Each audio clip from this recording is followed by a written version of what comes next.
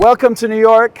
This is big Bjarke Ingels Group in Dumbo. Amir and I are here to welcome you. We're going to take a tour around the office, show you all the different spaces, the model shop, the canteen, the Burning Man tent, and also all the different projects for you to get an insider's view of what big is all about and how we work.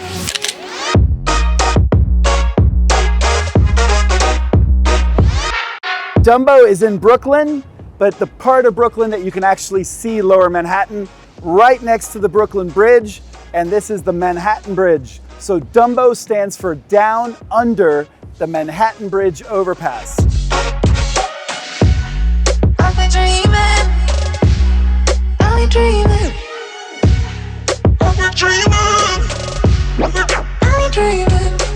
My name is Kai Bergmann with Bjarke Ingels Group.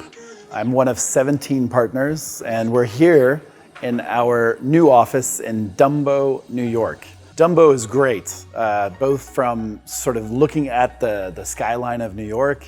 It also has this incredible park called Brooklyn Bridge Park that's just adjacent to the buildings here. I think it has a little bit of Europe and a lot of New York. The original office that Bjarke founded in 2005 is in Copenhagen. We then started this office here in New York in 2010, so 5 years later. We started off actually in Chelsea and then moved to the financial district in Lower Manhattan, and then we moved here into our Dumbo office.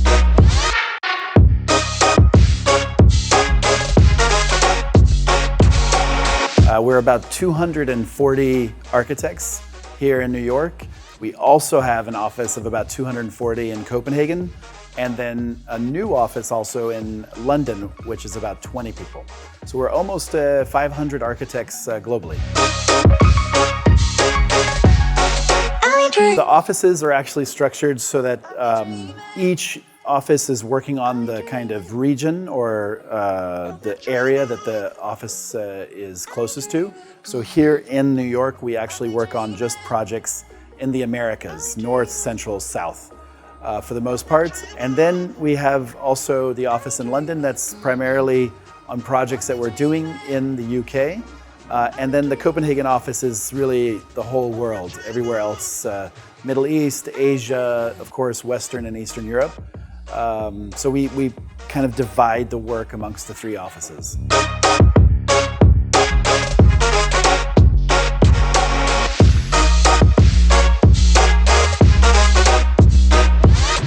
Bjarke, you could say, is very much a part of all three offices, really traveling to the different job sites, meeting with the clients, and then interacting with the different project teams. So if there's any place that Bjarke spends probably most of the time, it's on an airplane.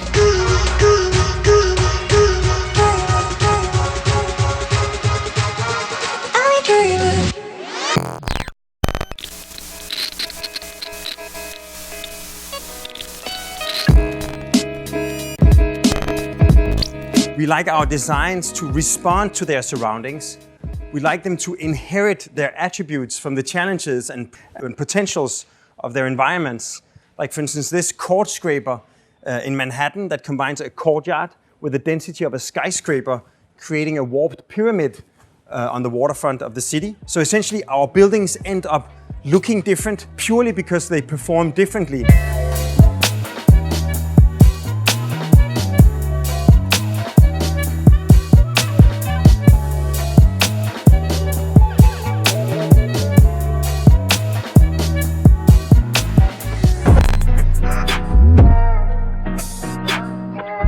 The first time I arrived in Vancouver, I drove across the Granville Bridge, and I was struck by the beauty of the urban panorama of the slender glass towers rising against a backdrop of the sea and the mountains.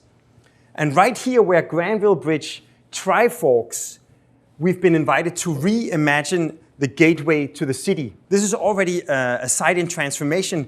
Granville Bridge is being transformed into this pedestrian parkway, almost like a Canadian cousin to the High Line in New York.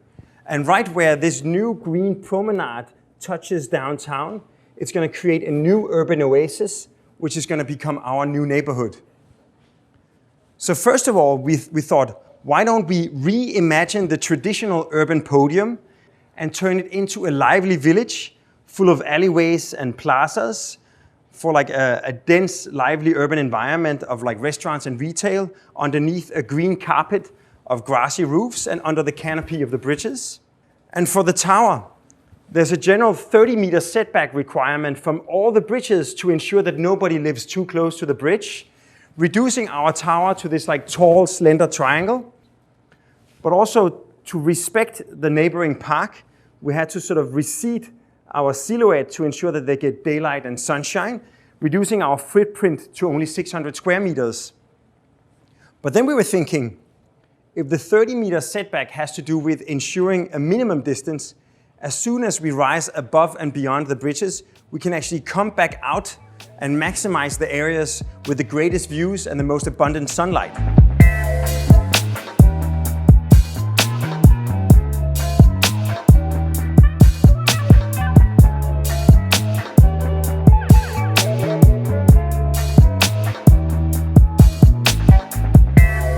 So it almost becomes like this tower turned upside down that actually grows out of a tight spot in a lively city and then expands to occupy the maximum area in the surrounding skyline.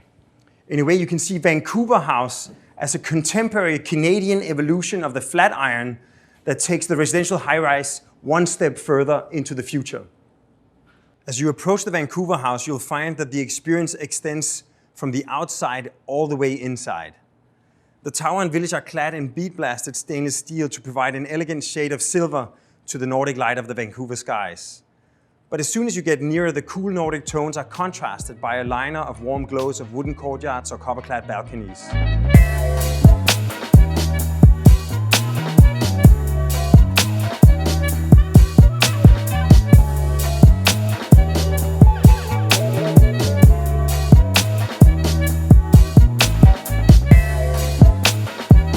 This project is also in New York. It's called the Eleventh, and it is in the Chelsea/Meatpacking District, right along the High Line.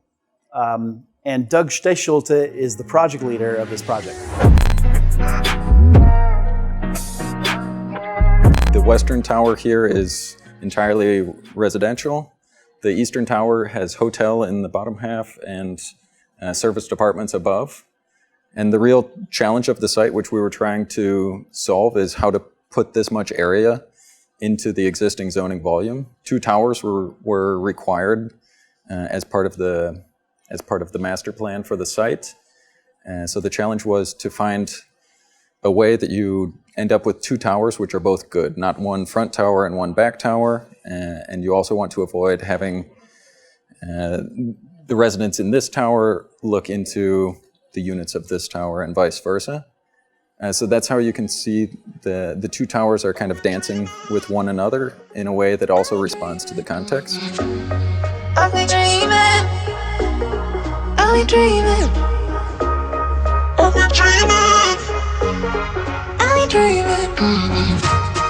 I'll be dreaming. There's a smaller volume at the base here as well, the commercial building which will house spa as well as potentially a gallery component. So it really feeds into the neighborhood with all of the galleries and kind of the vibe of what's happening there. I'll be dreaming. I'll be dreaming. This is a project that actually was a competition that we actually had to win above other developers that were looking at this site as well. And the reason that they chose this project over other projects is that we created many, many more good view apartments and hotel rooms, and that we created still an intimacy within the site. So it was both creating intimacy, but also volume. I've been dreaming. I've been dreaming. I've been dreaming.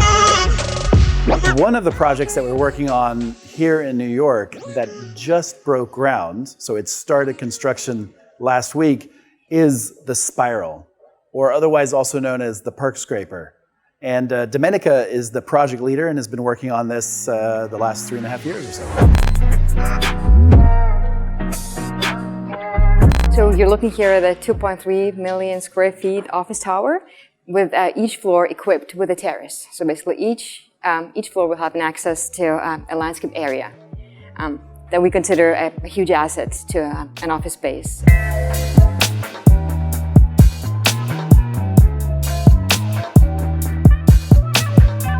This is inspired by the Rockefeller Center from the 1920s and 30s to sort of think about how you can create an architecture for the workplace, but don't forget the people of New York. So this has a lot of places for the people of New York to actually enjoy the building as well.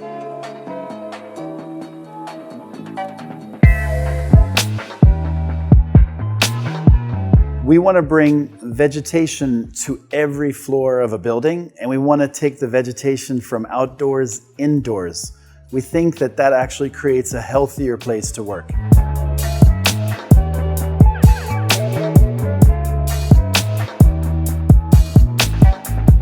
We basically try to reuse the Lego tiles to basically comply with the geometries of the buildings that we design. The Lego brick is actually a Danish invention. So it's about how you can use a prefabricated element to create an architecture. So what we oftentimes do, as Domenica says, is to use the Lego brick as a means of testing the design. And if you can build it in Lego, you can build it in real life.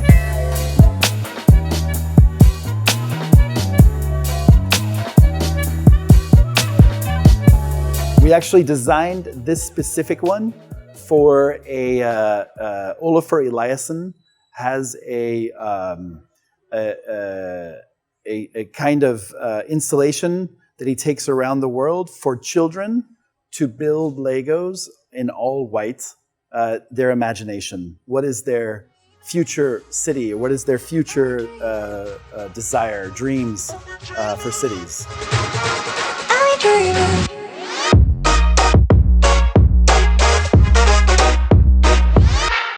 The entire big story is kind of based on a Lego story. It is. You know, Bjarke opens all his childhood stories with the Lego tile. Yeah. So for us, this is the big project. If there was one project that Big was going to design in its entire lifetime, it would be this project. This is the actual picture of the Lego house in Billund. That's the city in which the Lego was invented. I've been dreaming. I've been dreaming. I've been dreaming. I've been dreaming. What I think makes this project particularly interesting is that basically the public can walk all the way up and occupy all the roofs of the building.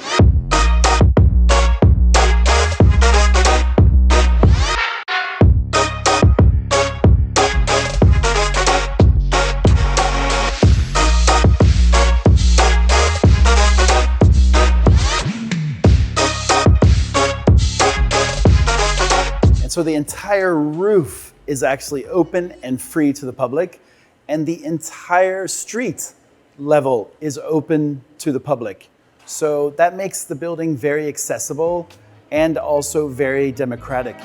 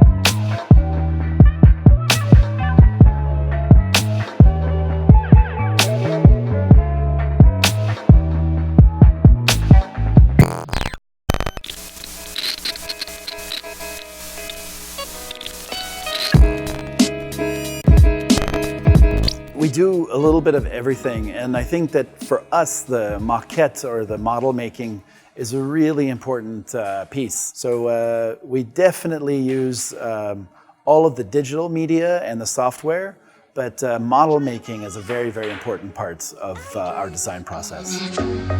I'll be dreaming. I'll be dreaming. I'll be dreaming.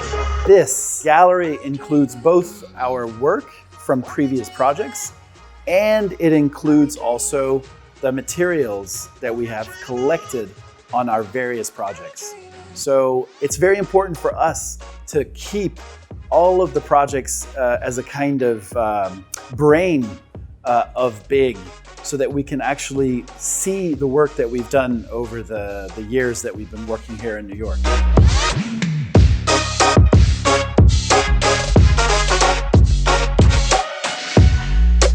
So this is our model shop. This is where we're building all of those different models. You can see at different scales. There's the work that we're doing in Lower Manhattan.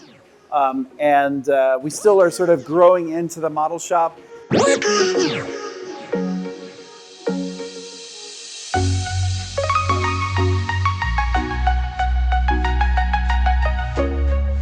Everyone in the office is also kind of expected to both work at the desk and also do work here in the model shop. Even the partners in their career have done many, many hours in the model shop because it's such an important ingredient to who and what we do. I'll be dreaming. I'll be dreaming. As you can see, we're using wood, acrylic, cork, plexiglass. It really is a big range of materials. I'd say we use everything, especially when you get larger scale models, because we actually want to use the materials that actually are being used in the buildings.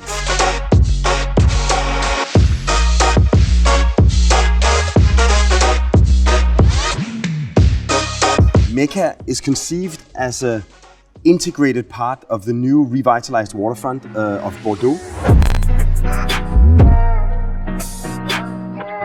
It's located right on the Garonne, right next to a series of former industrial buildings that are turning into cultural institutions.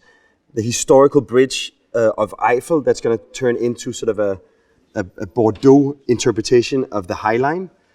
And essentially it's conceived as a continuation of the urban promenade that creates a loop and actually invites the citizens of Bordeaux to naturally pass through the public institution on their way across the water. Also, it forms almost like a gate that opens between the city and the river. I'll be dreaming. I'll be dreaming. I'll be dreaming. Basically, the three institutions that are part of Mecca, La Maison de l'Économie Créative d'Aquitaine, is essentially a media library, a performance space, and an art gallery. And these three institutions together frame the loop on the waterfront. And as people pass through the Mecca, they'll actually be able to see what happens in the theaters, in the cinemas, or see evidence of the art exhibitions above them. And essentially the idea is that, of course, on the everyday, even though you have no interest in going to the institution, you'll be exposed to the various creative activities inside. And for special events, you can imagine that one of the institutions can actually take over this new urban room and turn it into sort of an outdoor performance space under the roof of the institution itself. So basically with Mecca, you can say it's almost hard to say where does the public space stop and where does the cultural institution begin, because the two are sort of intricately linked together. I'll be dreaming. I'll be dreaming. I'll be dreaming. I'll be dreaming. I'll be dreaming. I'll be dreaming. In this project, which we designed for San Pellegrino in outside of Milan, this is the bridge that connects the parking garage with the actual bottling factory. On the actual garage, we're designing these site cast kind of large arches inspired by San Pellegrino's very own logo. And it's actually a series of castings of different colored concrete to allow and show the strata that you would actually find the water. The natural spring actually is created by these different types of soil that the water actually moves through.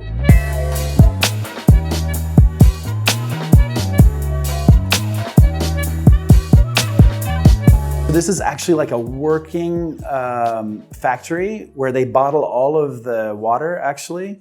And in addition, there's also a visitor center. So you're going to actually be able to experience the bottling as it's happening, but then also learn about the importance of water within this region of Italy.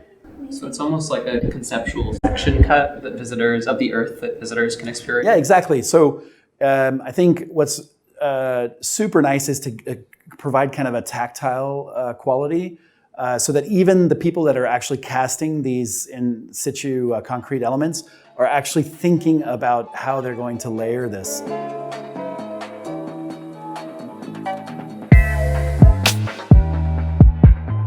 So we were kind of inspired by both the logo and the existing architecture to find a language that unifies all of these different components. Parking garage, bridge, and the new factory and experience center.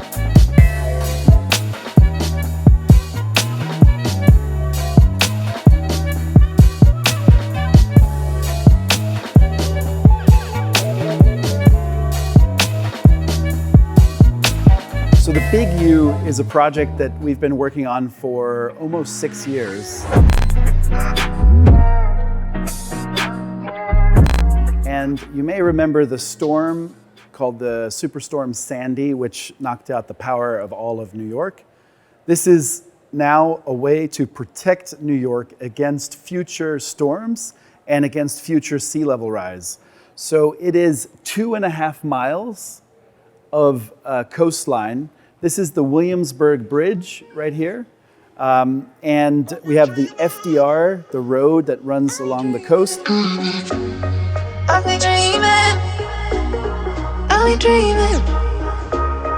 I've been dreaming. We're creating a parkapelago, literally a park that is there to protect. So the land is rising so that the water which is coming up doesn't spill into the city, and it's keeping everyone dry.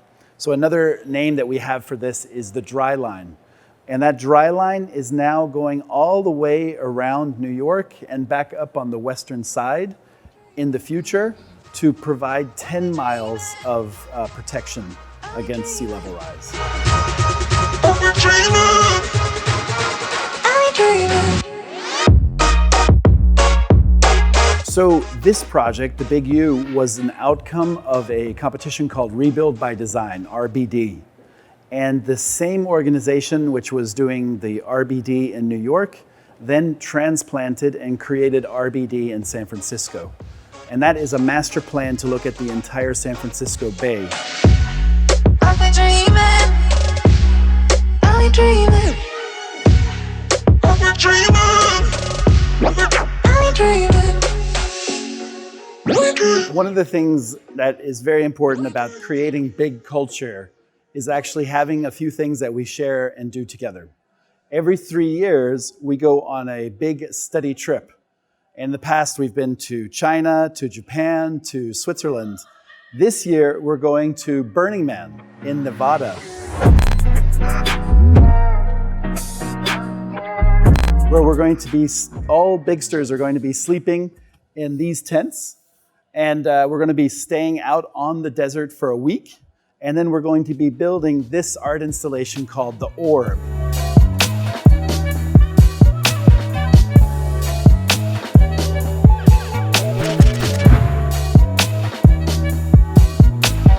And The Orb is a 25 meter in diameter fabric, which is blown up with hot air and is going to hover above the playa and reflect everything inside it if you're standing underneath or you're looking at it from a distance.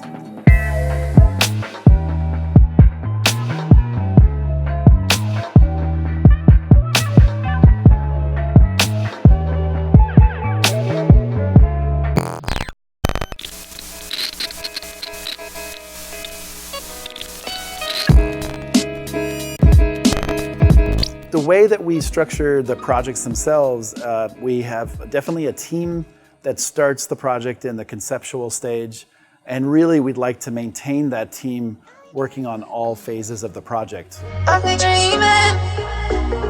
I've been dreaming. I've been dreaming. All the project teams are aligned on desks, and you can always see who's working on which project because we actually have the model that they're working on. I've been dreaming.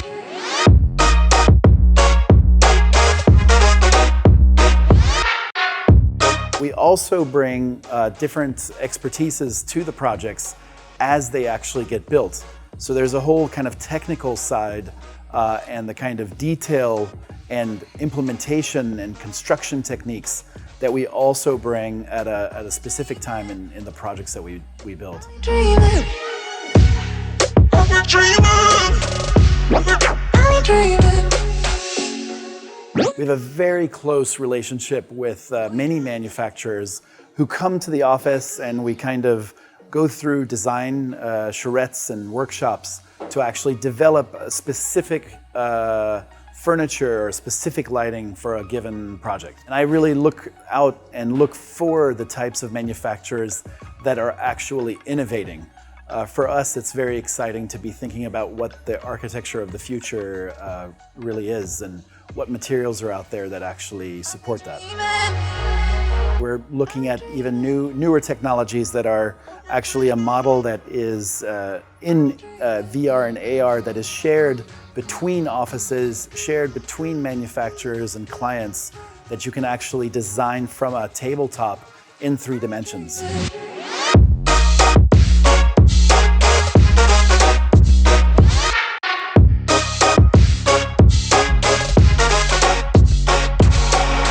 So this bulb is going through a whole day from morning to noon to nighttime and shows the different light levels that people actually have naturally. So you can actually program these lights to also work with the daylight outside. And so you create a more natural landscape inside the building as you do enjoy outside. And this is like the type of technology that Amir and Maki, the 2 people that were most responsible for the space, also were able to integrate into the design. I've been dreaming. I've been dreaming. I've been dreaming. I've been This here is our kitchen, and where everyone is eating lunch every day. And for us, it's a chance of really taking a break, taking some time out, and enjoying the space.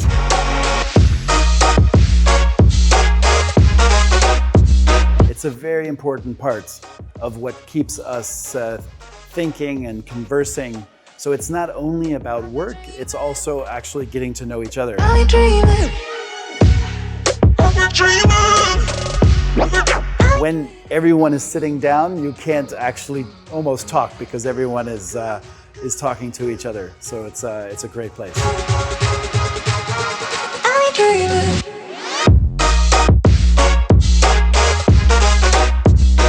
A disco ball that we actually have on the ceiling so that we can actually take all of these tables away and actually celebrate big style as we do on our Friday bars.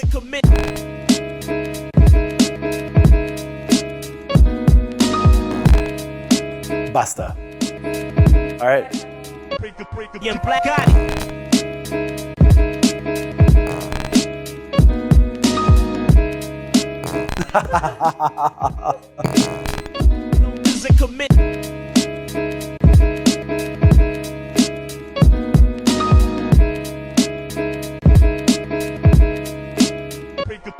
Black